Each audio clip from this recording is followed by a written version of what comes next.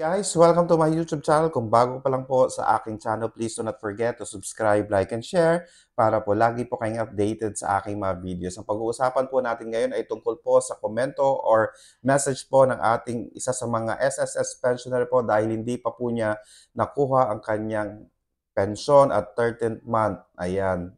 Okay, ano pong gagawin? Pinakasimple lang pong gagawin natin ay pumunta na lang po sa pinakamalapit na branch ng inyong bangko at doon na lang po mag-withdraw.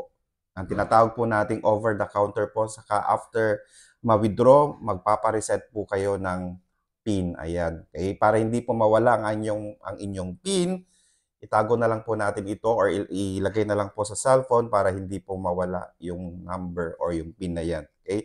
Para sa mga nagtatanong din po, okay, sa kanilang pensyon na hindi po natanggap, naipon na po dahil sa non-compliance of ACOP or Annual Confirmation of Pensioner sa December 16, 2024 po ninyo makukuha or mapipay out or marirelease ang amount na yan. Ulitin po natin, sa mga pensions po na naipon dahil sa non-compliance of ACOP sa December 16, 2024 po ang payout ninyo.